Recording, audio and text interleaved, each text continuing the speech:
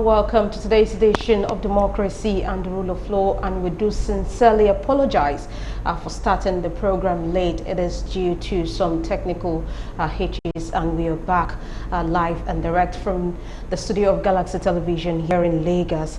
Now we'll be discussing issues as it pertains to the coronavirus pandemic. This is one pandemic that has taken center stage both nationally and internationally. Issues pertaining to this virus and government response to the COVID-19 pandemic has been at the forefront burner of topical issues in Nigeria. As it is, the NCDC at 11:55 p.m. May 2nd announced 220 new confirmed cases of the COVID-19 in Nigeria, bringing the total number of the infections in Nigeria to 2,388, with 85 deaths announced. As at May 1, we had only 65 deaths, and with this now, we have 85 deaths. May the souls of those who have died find rest. Like I said earlier, the discussions continues over this particular virus. And on today's edition of the program, we're taking a look at the Control of Infectious Diseases Bill 2020. We will break down this bill. Though it has been stood down for now by the National Assembly, we'll look at the reasons why some Nigerians, especially on social media, have been calling for this bill to be cancelled. Many people are not for this bill, while some other Nigerians are for this bill based on the exigencies we have on our hands. And before I go on and on and on, I would love to introduce our guests who have been sitting patiently in the studio. It's nice to have you, Barrister Ayosha. You're welcome. Good afternoon, viewers. Thank you, Judy. Thank you, and we have a first-timer here on the show. He's Barrister Adedotun Ishola Oshobo. You're welcome. Thank you for having me. All right, thank you. All right, a move by the House of Representatives to repeal the Quarantine Act and enact the Control of Infectious Diseases Bill stirred controversy on Thursday. The bill, which scaled second reading before it was stood down on Tuesday, May 26, has 82 sections, sponsored by House Speaker Femi Gbajabiamila. The bill seeks to strengthen the Nigerian Center for Disease Control, NCDC, and make it more proactive and not just reactive and function when there is an outbreak. The piece of legislation also seeks to empower the President, the Minister of Health, as well as the Director General of the NCDC and the institutions they head to make regulations on quarantining, vaccination, and prevention of infectious diseases in Nigeria. Femi Gbajabiamila, while presenting the bill, said the Quarantine Act provides a penalty of 500 naira for the fautals, but the new bill proposes a penalty of between 200,000 and 5 million, as well as jail terms. While some members of the House backed the bill, some called for caution and asked for time before giving it further consideration. Some of the members who opposed the bill said they did so as not to, because they have not read the bill. To the observations, Gbajabiamila apologized but insisted that tough times require tough measures. Some spoke in favor of the bill, and those who spoke against it said that they have not seen it, and it will be impossible for them to go through a voluminous document which is about 65 pages. The bill was later withdrawn, but Nigerians on social media, like I said earlier, are still protesting against this particular bill. Why are Nigerians against this bill? We'll do a step-by-step breakdown of the content of this bill if time permits, if we have the whole day. I wish we had the whole day to do that, but to the best of our ability, we'll do a step-to-step analysis of the bill, and you would understand the bill and why some Nigerians are against it. I'll lay the background. Barrister Osho, I'm sure you have seen this particular bill. I have, yes. All right. So I'll just ask straight questions. Are you for this bill? Well, I'm not totally against the bill. I'm not totally against the bill. You see, because it's not wise to throw away the baby and the bathwater. You know, because the Quarantine Act of 1926, which is still the current law in Nigeria regarding quarantine, generally, like the speaker himself said, he said it is primitive, you know, and weak. That is very true. Because a court will look at that act, which is actually the existing law in Nigeria today, because this is just a bill. He has proposed a bill. It's not yet law. And like you already mentioned, in the act, defaulters are to be fined only 500 naira. You understand? While he has proposed that defaulters now be fined between 200,000 and 5 million naira. So, and there are areas of the bill that I think make sense. In light of the fact that, number one, if you look at the 1926 Quarantine Act, you discover that at that time when the act was made, shipping was the primary means of transportation of goods and people around the world. So that act focused more on shipping and the ports. You understand? Because if you look at the history of the bubonic plague in France, it was a ship that actually brought in that plague to France. You understand? And I think that ship came from China, and the ship was infested with rats. So the present act cannot work. It cannot serve. For example, aircraft was not even mentioned in the 1925 act. And we all know that the index case in Nigeria came through the aircraft. You understand? So strictly speaking, we need to amend this law. You understand? But in amending it also, Mr. Badamila said that the thing is primitive. But what he has proposed too, we also need to look at it. Is it also fair? You are saying that defaulters should pay between 200,000 naira and 5 million naira. So by these defaulters, you are not giving them any palliative. You understand? Because the president, in the speech made on the 30th of March, he did mention that, you know, their palliatives will be given to people. And I've asked, even on Facebook, who has received this palliative? I have not met one person who has received the palliative. So you can't make laws without putting the people first. So that's my first issue with this bill. With this bill. Though, like I said, I'm in between. The bill has some good sides. For example, the bill says that post-mortem of deceased persons must be done irrespective of their religious beliefs. I think it makes sense. All right. You understand? Because now somebody dies in a particular place. If you don't do the post-mortem, you don't know what killed that person. If the person died of this coronavirus thing, you understand? You wouldn't know. Because if you do the post-mortem, and you know the reason for the person's death, you may need to quarantine other people in that area who have come in contact with the diseased person. You understand? Like, for example, the proposed bill also says that the DG of the NCDC is empowered, you know, in a situation where it seems to him, though I may not like the language, where it seems to him that a particular building is overcrowded, and he suspects that, you know, that place may be an environment, you know, where COVID-19 or any other contagious disease can easily manifest. You understand? He has the right to give them a notice. You understand? To abandon, you know, to abate that nuisance. So there are good sides to it. I'll hold it there, Barrister. Yeah. Okay, I'll come to you, Barrister Shola Oshobo. We have accepted the fact that there is this quarantine act. And because of the exigencies of what we have on ground, the COVID-19 pandemic, you have seen how far the NCDC has come, how far they have tried to rise up to the challenge. Do you see the need for this particular bill sponsored by the Speaker of the House? Let me say straight away that the bill being proposed by the Speaker of the House of Representatives is clearly a fallout of the challenges the COVID-19 pandemic has thrown at all of us. And I must admit that while the bill is being criticized in certain quarters, there are still some good portions of that bill, because for a very long time in Nigeria, even in the whole world, we have not had a challenge such as this one. And the response of the House of Representatives is to propose this bill, which has, I must say, far-reaching provisions more than the Quarantine Act of 1926. That act just has 8 sections.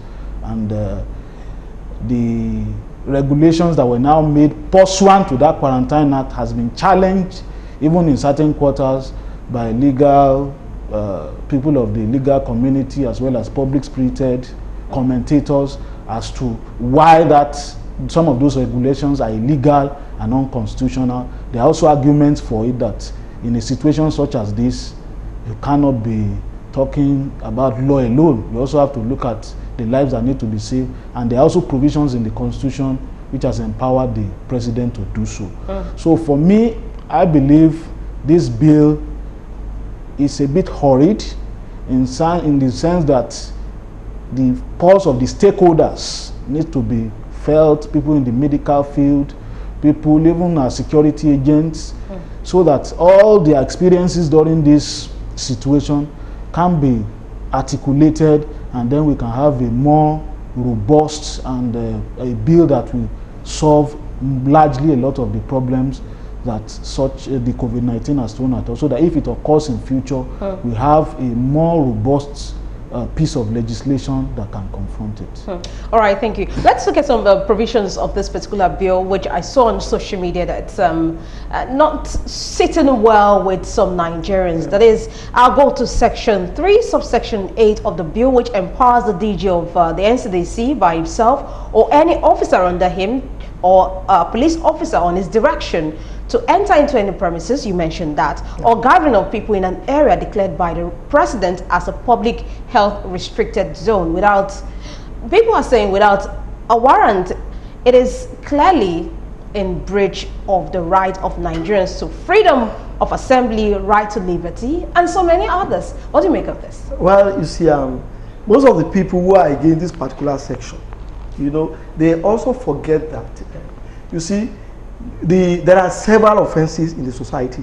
You understand? There are certain offenses under the Criminal Act that civilians can arrest people for without any need for a warrant. If you are walking on the street and you see somebody vandalizing a transformer, you can arrest that person. You understand? You can arrest them. You understand? So this particular section, I am not totally against it. The issue is just arrest without warrant. You understand? There are several offenses that you can arrest for without warrant. If a magistrate is driving by in a vehicle or a judge and he sees an offense being committed, she can tell that orderly right there to arrest that person. You understand? You see, let us look at the larger picture. You see, this is not a law, you know, that pertains to every area of our existence as free citizens of a republic. We are talking about a specific issue that relates to health, you understand, and human life, you understand, which is the primary duty of the state itself. You know, so that, be that as it may, we know that law is an ass. If you are arrested without warrant, you have a remedy. If the law says you should not be arrested without a warrant, then it has been made into a law, a valid law, that for a particular offense to have arrested without warrant, there's nothing anybody can do about it. But I guess people just feel that this is very restrictive. But I want them to look at the larger picture.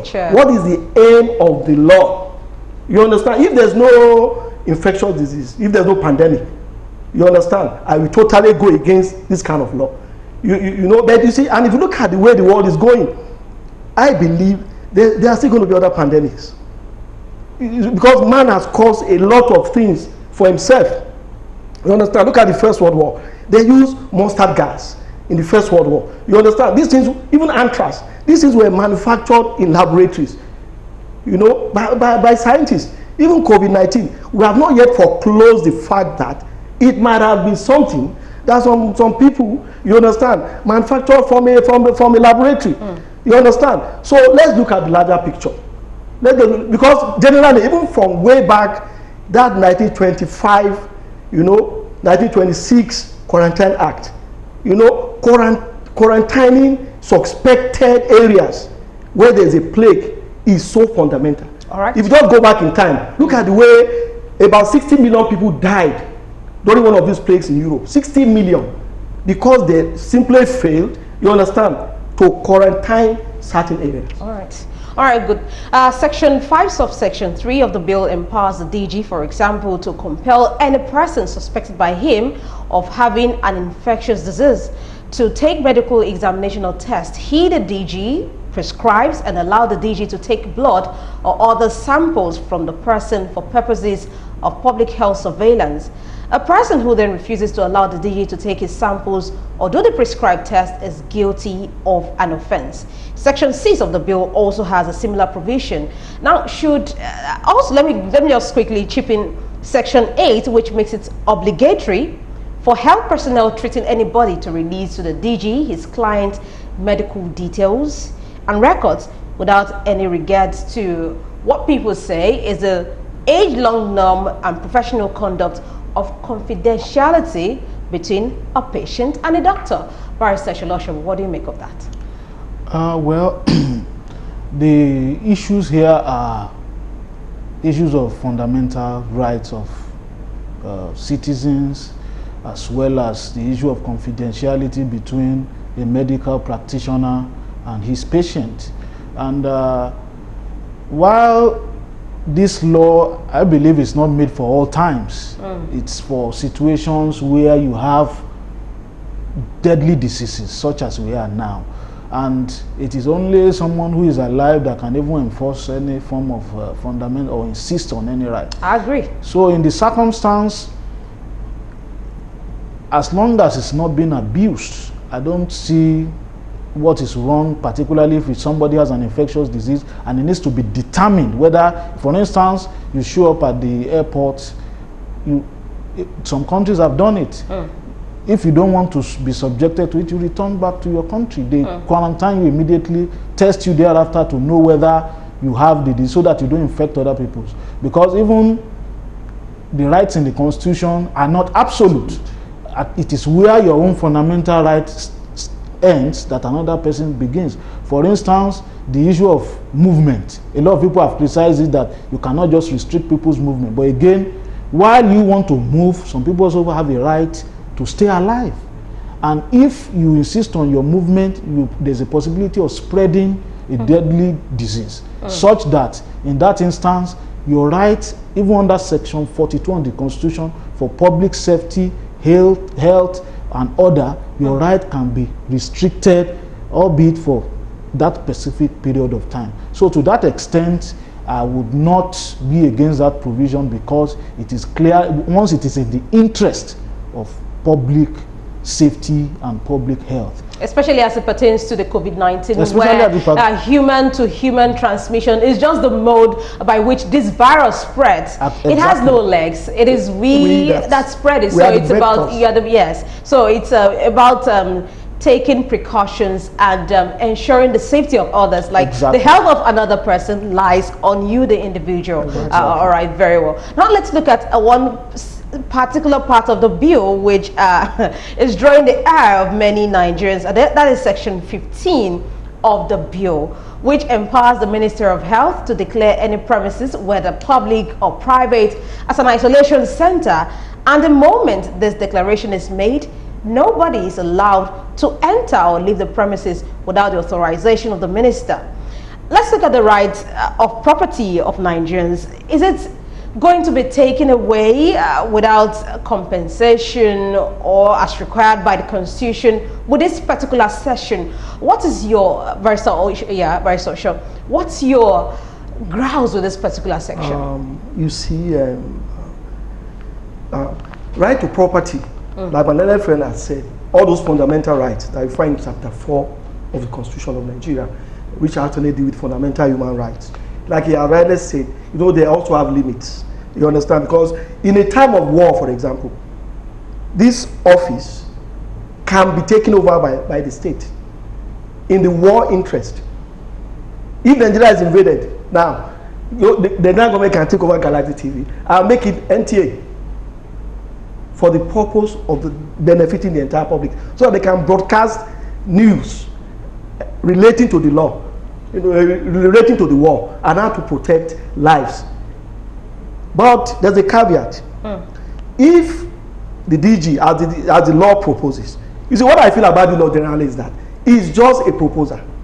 And what are we doing now? We are talking about it. Several Nigerians are talking about it on Twitter. You understand? Even members of the National Assembly, members of the House of Rep, they are still talking about it. That's why they are standing down until June 4. You understand? So we are still going to talk about it. It's not as if anybody can impose it on us. You understand? Now, if the minister, has this power to determine that a particular property should become an isolation center, that thing could only be for a period of time. You understand? Because there's a larger law there waiting, which is the right to own property. Then number 2, it can still be amended to say that, look, if you use a private premises as an isolation center during a pandemic, you pay for it. Government can be made to pay for it. You understand? That could be added, you understand, as a provision to the bill. You understand? So we need to balance the thing. Supposing in Ajegunle that is very crowded, the government discovered that in a particular place in Ajegunle they have seen incidences of this of the COVID-19. You understand? Maybe in every street you discover that maybe 3 people or 4 people have this kind of thing, and government says, look, this entire area should be cordoned off, because I think that is the spirit of the law. There's another provision of that law that says that a particular area where restriction will be placed on movement in and out of that area. You understand? So let's look at to just say that, look, it's going to be something that is temporary.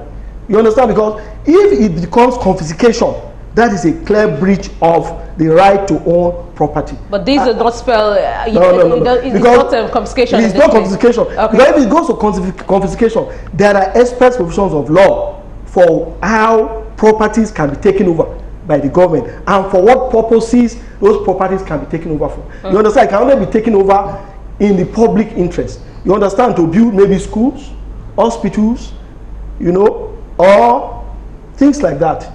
You cannot take over somebody's property, you understand, and turn it to a private residence. That is against the law. So we should try not to balance the equities. Yeah. Recently, one challenge the NCDC has cried out over is the need for more isolation centers. At a point, the NCDC is proposing that those who test positive for COVID-19 may be treated. They may be forced to treat these people in their houses, due to the lack of more isolation centers for people. Now, I'll still take you back to just to get your own feel of that particular section, which deals with house ownership and the fear people have that this is government attempting to take my house. What do you make of that, Barrister?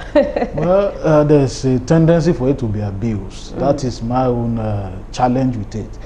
And then it's not just about taking over property. You also have to look at what provision would the government make in such an instance. For instance, this COVID-19 has made it difficult for people to even transact any form of business. So if my house is to be taken over as an isolation center, what provision would the government make for an alternative arrangement?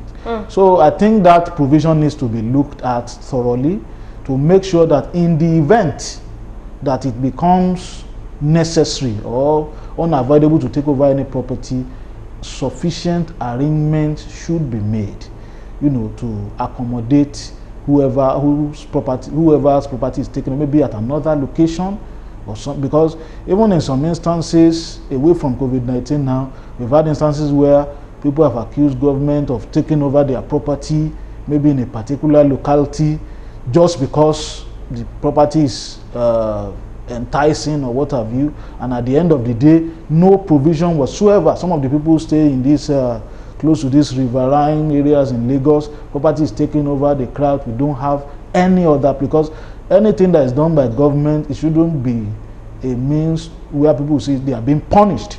If government is going to take over property, it should be 1, in public interest, 2, sufficient alternative arrangement to resettle such persons should be made. And I think it's in accordance with Chapter 4 of the Constitution that in the event that government to take over any property, there should be either compensation, either by way of financial benefits to the victim or alternative arrangement. So that's my own view on that. Very, very well then. Let's Section 30 of the bill makes vaccination for no non-specific disease compulsory if you're either living or arriving in Nigeria, while Section 47 of the bill also empowers the DG to direct compulsory vaccination in an outbreak or a suspected outbreak. In all, what Nigerians, what the general consensus I see about those who are against this bill is the fact that throughout the different sections of the bill, any failure to comply with the directives of the DG of the NCDC is a criminal issue. Very social. Like I feel, you see, the bill is just a bill. It's a proposal. It is not yet final, you know. And the House of Representatives, most of the members, or some of the members even claim they have not even cited the bill. Yes. You understand? Which to me is an aberration. We live in the age of social media, they could have just emailed that bill to all of them, you understand, through their email or WhatsApp. So some of them they said they have not even seen it. You understand? So it's still a proposal. Now people are very, very bothered about the sections you have mentioned, you know, the issue of vaccination. You know, but the first thing I see in the first section is that, look, the law says, it proposes that look, people coming in to Nigeria, you understand, and people going out should be vaccinated, must be vaccinated. Now, if I travel to America, you know, right now, if you want to travel, you must get your yellow form, your yellow card. You must get it. Before you just go and get it, somebody will go and get it for you, paper. You understand? Now you must get it at the airport. You understand? So yellow fever, with the yellow form, you know, we get it. You understand? By fire, like we say, by force. You understand? No, but another thing is that if you look at the supplementary part of the Quarantine Act, there are several diseases were listed there, infectious diseases, beyond COVID-19. You understand? And I repeat, we may still have other diseases in the future. So we should not limit ourselves too much to COVID-19. Because this bill is not strictly censored on COVID-19. It's on infectious diseases. You understand? So we don't know what might happen tomorrow. You understand? Something deadlier than COVID-19 may come. You understand? If it doesn't start in Nigeria, I am sure we will want our citizens living abroad where this thing has occurred to be vaccinated before they come into Nigeria. Of course. You understand? And if I must travel to those areas, I must also be vaccinated. But the issue of vaccination is a touchy issue. Because it has some religious underpinning, you know, whether it is 666, you understand all that. The general misconception many Nigerians have about this vaccination. For me, as it is, I will stand for vaccination. Now, the issue is the punishment attached to it, because they are talking about privacy. That's what people are saying, right to privacy. But the right is not absolute. If you can transmit diseases to other people, you understand? I think people should be vaccinated. And if you don't penalize it, if you do not penalize it, people will take it for license. You understand? People will not comply. They won't comply. So the issue of penalty, we can also work around. You understand that? You understand? We can work around that. People's opinions can be taken, and the penalty will be determined. Perhaps if you say you don't want to be quarantined, you don't want to receive vaccination, they may say you must be quarantined for 14 days. All right. Because 14 days has been a recurrent number, even from the 1925-26 Act. I think it's something that works. Right. If you are sure that you can quarantine somebody for 14 days, that person will certainly, you know, manifest that disease if they have it. Very so that's an option. All right, Barrister Ishola Oshobu, will you necessarily blame Nigerians, especially those who have kicked vehemently against this particular bill? No, I wouldn't. I think this provision on vaccination, some have said is forceful vaccination, and I think that's the most controversial aspect of the bill. I feel persons who are not comfortable with that provision, their concern may be justified, because when you look at the provision of Section 38 of the Constitution, which talks about freedom of religion, thought, conscience, for some people in their religion, vaccination, even medication of any kind, runs contrary to their beliefs. So if the same constitution which donates that right to citizens of this country says I'm entitled to my freedom of thought, conscience, religion, say my religion says I should not be vaccinated, then it would mean that this act will run foul of that provision of the Constitution. And by section 1 sub 3 of the Constitution, any provision of any other law, including this bill, if it succeeds, if it runs contrary to the provision of the Constitution, is to the extent of its inconsistency, null and void. So to that extent, I believe that provision needs to be looked at again. While they may have good intentions, it clearly offends some of the rights donated by the Constitution, and to that extent, that provision, if it succeeds, may be unconstitutional, as has been decided in a plethora of judicial authorities. All right, let me quickly ask this question rather. What do you think the National Assembly can do, or relevant stakeholders can do to make, we know the world we know is not the same anymore. Yeah. And it has shown, this pandemic has shown we need to prepare for any eventuality. Like he has said, we have not even really witnessed the whole we've not gotten to the peak yet in Nigeria. Yes. And we don't know how far we have to go with this COVID-19 pandemic. So what do you think the National Assembly can do, legislative body can do to come up with a law that will be suitable for all and to address future occurrences as it may? Well, I think first and foremost, there needs to be consultation, because even in addressing this COVID-19 pandemic, one could see from the body language of some of the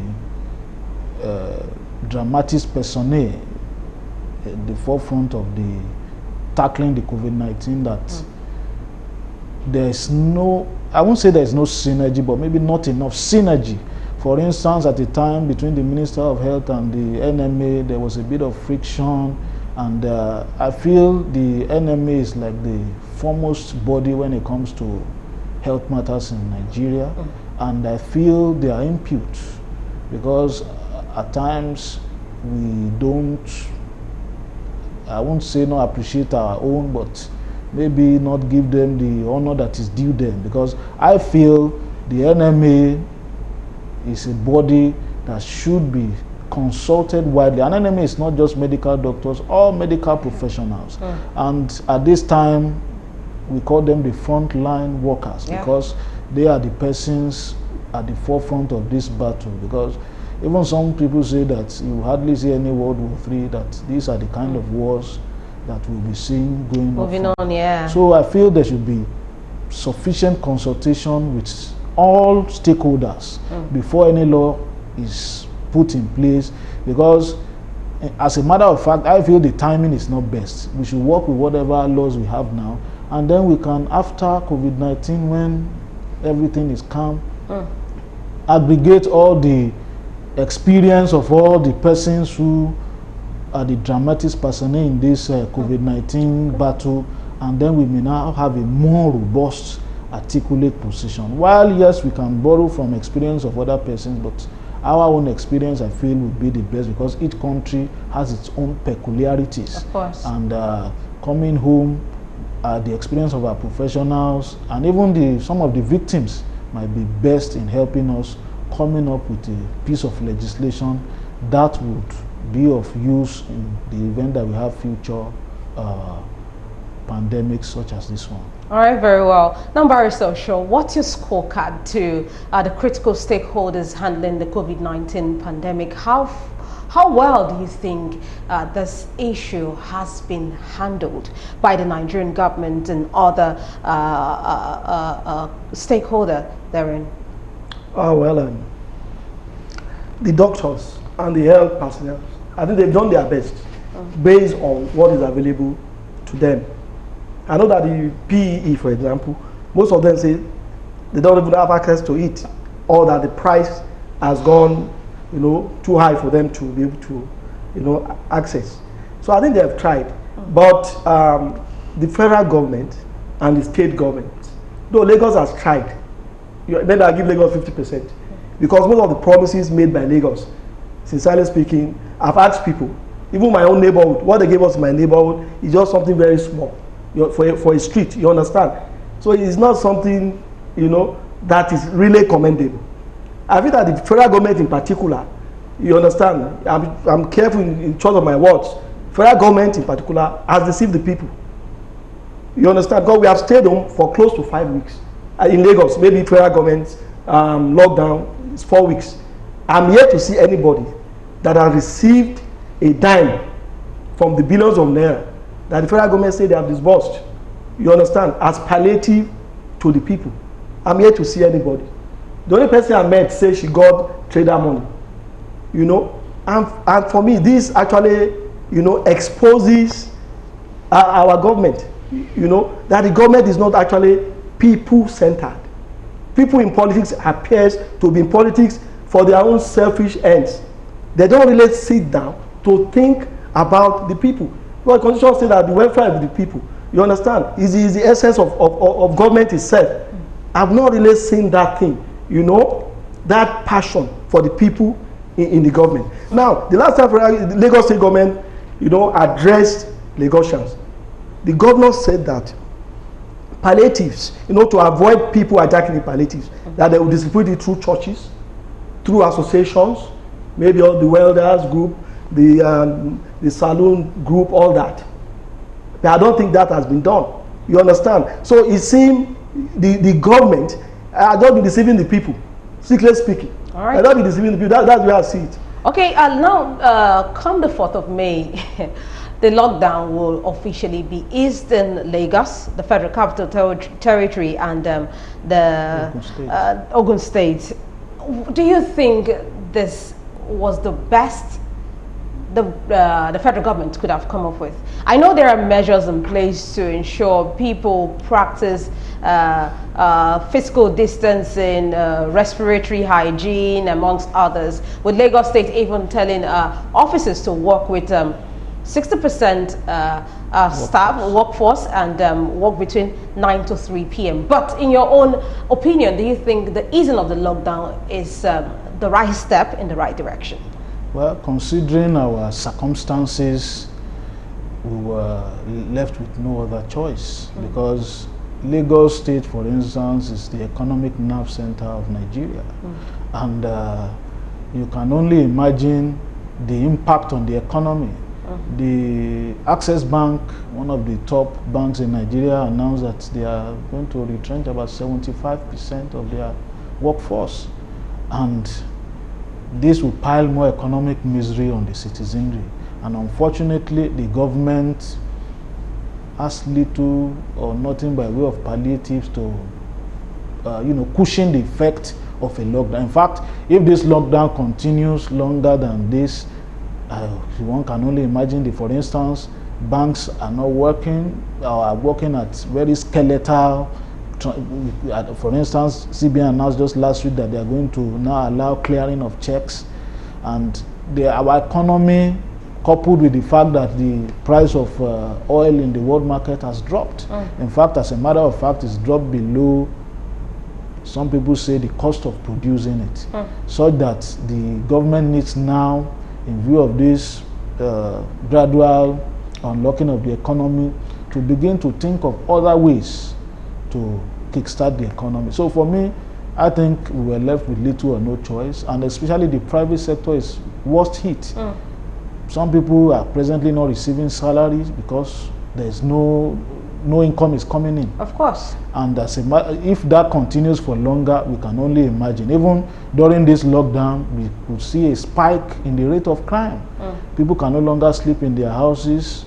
People were being terrorized by armed robbers and all of that. So if that had continued, because when people are hungry, they will take to any length to make sure that, and some people even say the hunger virus is worse than the coronavirus. So in that circumstance, I felt, well, yes, the measures put in place, if people adhere to it, definitely there may be more cases, And I think that is where the government needs to, because what this pandemic has exposed is the inadequacy of our health care system. In fact, what government needs to do, and well, whether fortunately or unfortunately, it has now shown that everybody is now equal, because nobody will even accept you in their country to be treated.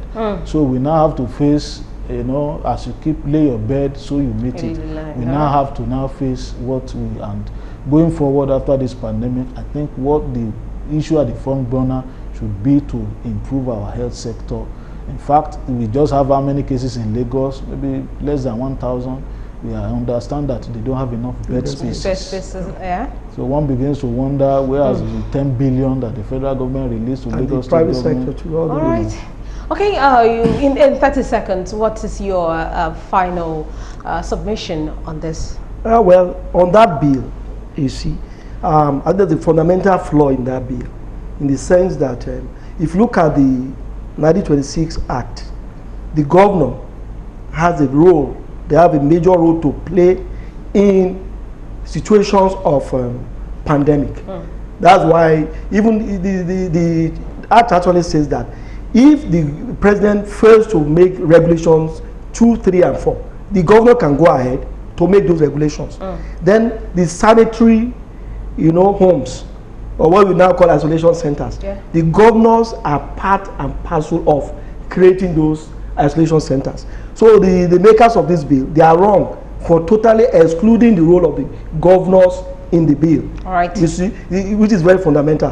They need to do that. And the issue of palliatives too must be added to this bill to give it a human face. You can't ask people, defaulters, to pay 200,000 naira, pay 5 million naira for defaulting, while you cannot even feed them for 1 week. So it doesn't make any sense to me. So they should look into that. All right, unfortunately, our time is spent on today's edition of Democracy and the Rule of Law. Thank you, gentlemen, Barrister Ayosho and Barrister Adedotun Ishola Oshogo. Thank you for coming on the show. My name is Judith Irenoa, and as the lockdown eases officially tomorrow, May 4th, I'll advise our viewers and others to ensure physical distancing, respiratory hygiene, and generally try to stay safe. Remember, the health of you and others is in your hand. Please take responsibility. My name is Judith Irenoa. I do have a great week ahead. Thank you for watching.